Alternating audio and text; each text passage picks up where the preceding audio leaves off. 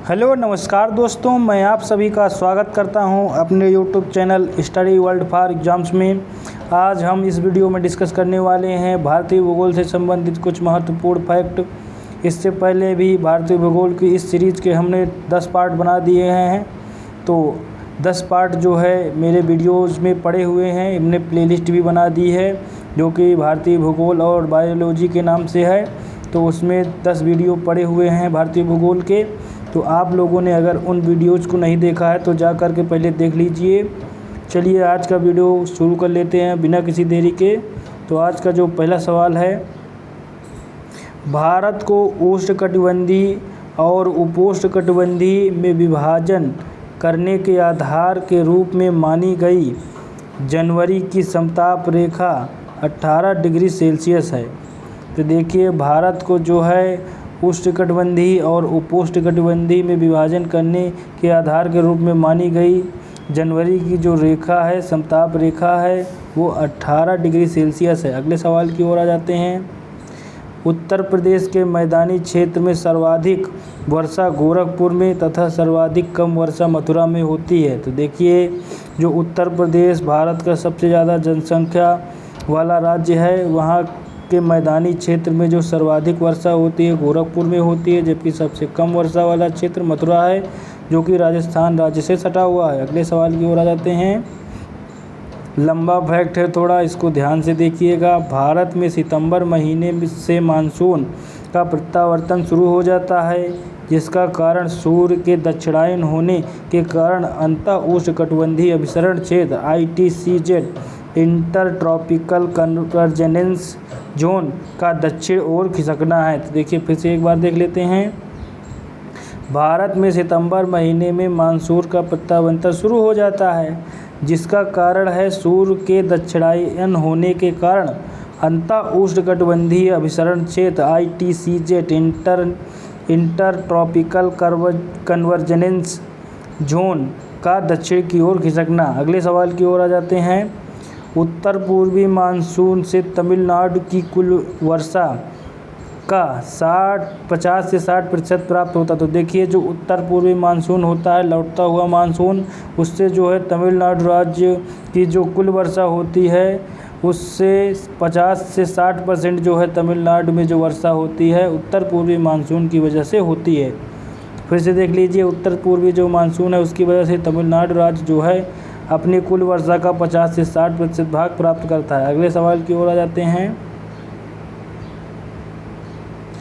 आम्र वर्षा कर्नाटक एवं केरल में होने वाली मानसून पूर्व वर्षा की फुहार है, जो आम की फसल के लिए अत्यधिक लाभकारी होती है। देखिए, ये महत्वपूर्ण सवाल है। अगर बन जाए कि आम्र वर्षा जो है किन किन राज्यों में मानसून आने से पहले होती है, तो देखिए कर्नाटक और केरल राज्य में जो है आम्र वर्षा होती है, और ये मानसून से पूर्व होने वाली वर्षा की फुहार है जो आम की जो फसल होती है उसके लिए अत्यधिक लाभकारी साबित होती है। अगले सवाल की ओर जाते हैं।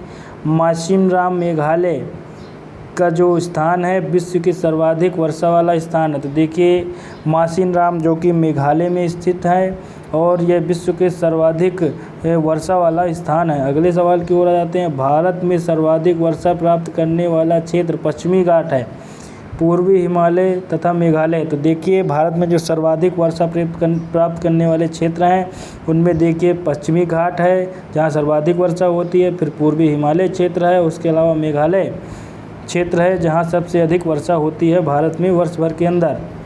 वर्षा के जल का संचयन जल प्रबंधन की वह युक्ति है जिसके द्वारा भारत में लागत का अधिकतम लाभ प्राप्त होता है।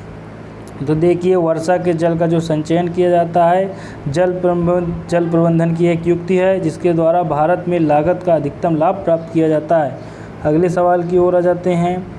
भारत के उत्तरी मैदानों में शीत ऋतु में होने वाली वर्षा पश्चिमी विक्षोभों के द्वारा होती है। तो देखिए, जो है भारत में जो उत्तरी मैदानों में शीत ऋतु में वर्षा होती है वह वेस्टर्न डिस्टर्बेंस के कारण होती है। जो भूमध्य सागर से हवाएं हमारे देश के उत्तरी मैदानों से गुजरती है, जिसके कारण पश्चिमी विक्षोभ उत्पन्न होता है, और पश्चिमी विक्षोभ के कारण ही उत्तर के मैदानों में शीतकाल में वर्षा होती है। अगले सवाल की ओर जाते हैं। उत्तर भारत में पश्चिमी विक्षोभ से होने वाली वर्षा गेहूं की कृषि के लिए अत्यधिक लाभकारी है। तो देखिए उत्तर भारत का जो मैदान है उस क्षेत्र में जो पश्चिमी विक्षोभ वेस्टर्न डिस्टर्बेंस के कारण वर्षा होती है वह जो गेहूं की कृषि के लिए बहुत ही लाभकारी साबित होती है। और गेहूं एक रबी की फसल है जो कि शीतकाल की फसल है। अगले सवाल की ओर आते हैं। भारत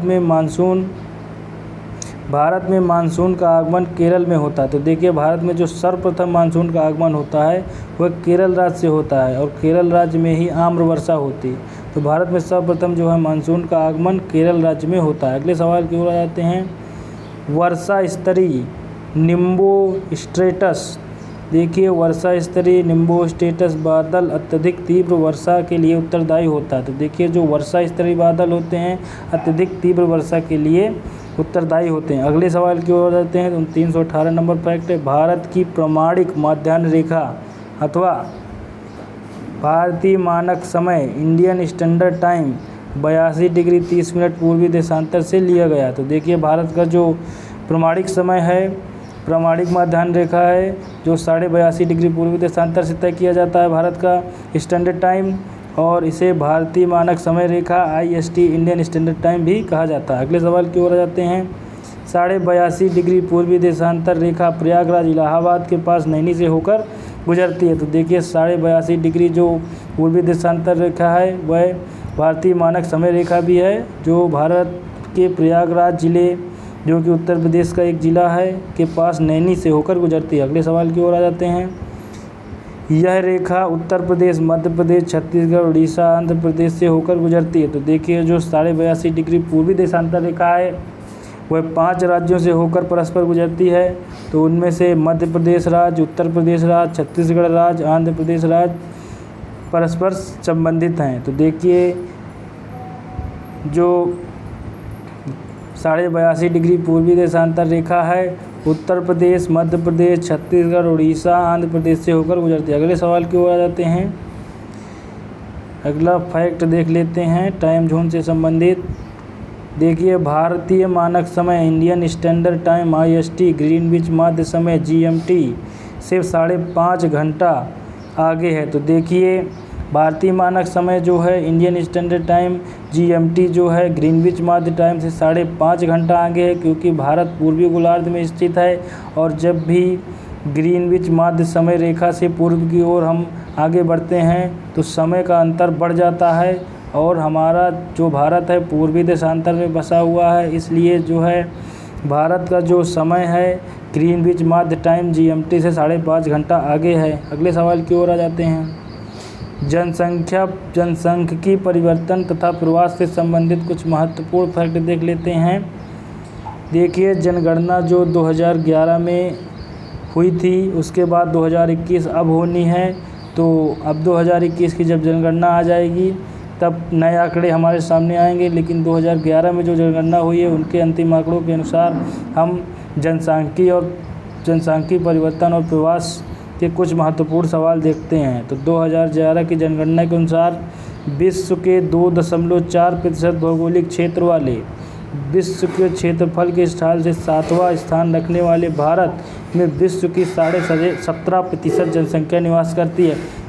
देखिए ये महत्वपूर्ण सवाल, इस महत्वपूर्ण फैक्ट के साथ आपके 3 से 4 क्वेश्चन डिस्कस हो जा रहे हैं।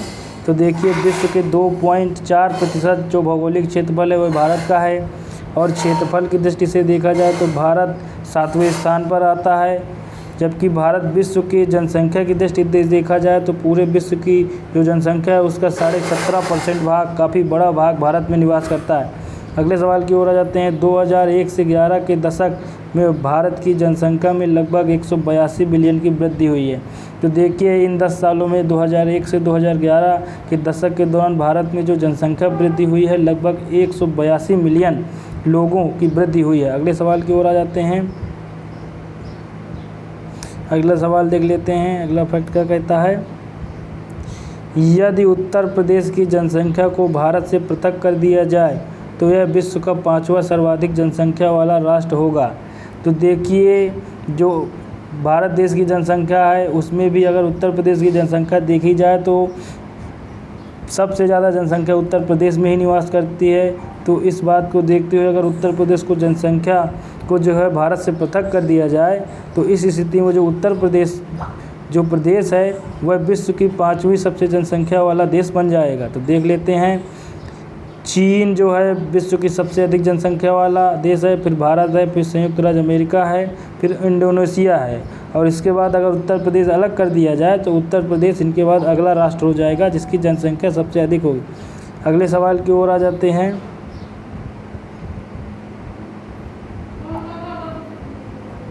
राष्ट्रीय जनसंख्या नीति 2000 में वर्ष 2045 तक जनसंख्या स्थिरीकरण का लक्ष्य रखा गया है, जिसे अब आगे बढ़ाकर 2070 कर दिया गया है। तो देख लिए, राष्ट्रीय जनसंख्या नीति 2000 में जो है वर्ष 2045 तक जनसंख्या स्थिरीकरण का लक्ष्य रखा गया था, जिसे अब बढ़ाकर 2070 कर दिया गया है। अगले सवाल की ओर आ जाते हैं। न्यूनतम जनसंख्या वाले 3 राज्य। तो देखिए, भारत के जो न्यूनतम जनसंख्या वाले 3 राज्य हैं उनमें जो है सिक्किम सबसे कम जनसंख्या वाला राज्य है, उसके बाद मिजोरम है और तीसरा अरुणाचल प्रदेश है। ये तीनों जो राज्य हैं पूर्वोत्तर भारत के राज्य हैं और तीनों ही सबसे कम जनसंख्या वाले राज्य हैं। तो देख लेते हैं, सिक्किम, मिजोरम, अरुणाचल प्रदेश क्रमशः 3 सबसे कम जनसंख्या वाले राज्य हैं। अगले सवाल की ओर आ जाते हैं। दशकीय वृद्धि दर। तो देखिए, दशकीय वृद्धि दर के हिसाब से देखें तो देखिए सर्वाधिक दशकीय वृद्धि दर वाले 5 राज्य। तो देखिए, जिन जिन राज्यों में पिछले दशक के दौरान सर्वाधिक जनसंख्या वृद्धि हुई है तो देख लेते हैं। जो मेघालय राज्य है उसमें 27.9% जनसंख्या वृद्धि के साथ सर्वप्रथम स्थान पर रहा है पिछले 10 वर्षों में जनसंख्या वृद्धि के हिसाब से। अरुणाचल प्रदेश को देखा जाए तो 26% जनसंख्या वृद्धि हुई है पिछले 10 सालों में जनसंख्या में। बिहार में देखा जाए तो बिहार में पिछले दशक के मुकाबले इस दशक में 25.4% की वृद्धि हुई है जनसंख्या में। मणिपुर की बात की जाए तो 24.5% जनसंख्या वृद्धि हुई है और जम्मू एंड कश्मीर की बात की जाए तो 23.6% की वृद्धि इन 10 सालों में हुई है। अगले सवाल की ओर आ जाते हैं। देखिए, अब अधिकतम जनसंख्या वृद्धि वाले देख लिए, अब न्यूनतम दशकीय वृद्धि दर वाले 5 राज्य देख लेते हैं। तो देखिए, नागालैंड राज्य है जिसकी न्यूनतम दशकीय वृद्धि दर रही है, क्योंकि नागालैंड ऐसा एकमात्र राज्य है जिसकी जनसंख्या पिछले 10 सालों में बढ़ने के मुकाबले घटी है। वो -0.6% घटी है जनसंख्या। जबकि केरल की बात की जाए, केरल दक्षिण भारत का राज्य है, यहाँ की जनसंख्या मात्र 10 सालों में मात्र 4.9% ही बढ़ी है। गोवा राज्य की बात की जाए तो इन 10 सालों में गोवा की जनसंख्या 8.2% ही बढ़ी है। आंध्र प्रदेश राज्य की बात की जाए तो 11% बढ़ी है, जबकि सिक्किम राज्य की बात की जाए तो 12.9% जनसंख्या पिछले दशक के दौरान बढ़ी है। अगले सवाल की ओर आ जाते हैं।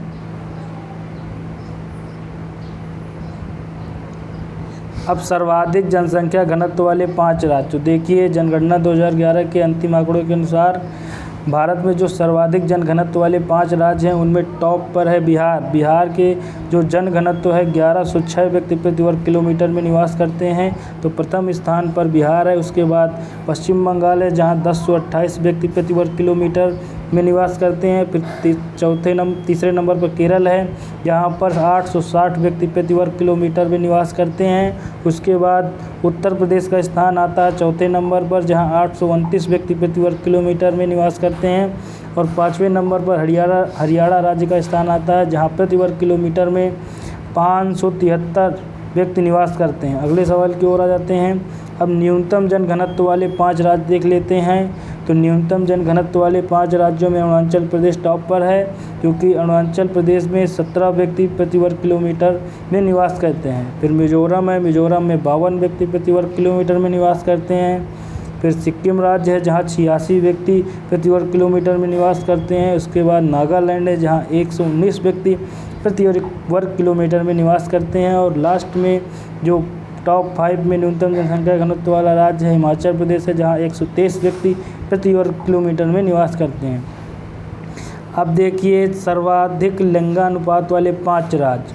तो देखिए, लिंगानुपात मतलब 1000 पुरुषों में महिलाओं की संख्या क्या है, इसी को कहते हैं लिंगानुपात। तो सर्वाधिक लिंगानुपात वाले जो भारत के 5 राज्य हैं उनमें केरल जो है टॉप पर है। केरल में प्रति 1000 पुरुषों में 1084 महिलाएं हैं। देख लिए, पुरुषों से ज़्यादा केरल में महिलाएं हैं। फिर दूसरे नंबर पर तमिलनाडु है, जहां 1000 पुरुषों पर 996 महिलाएं हैं।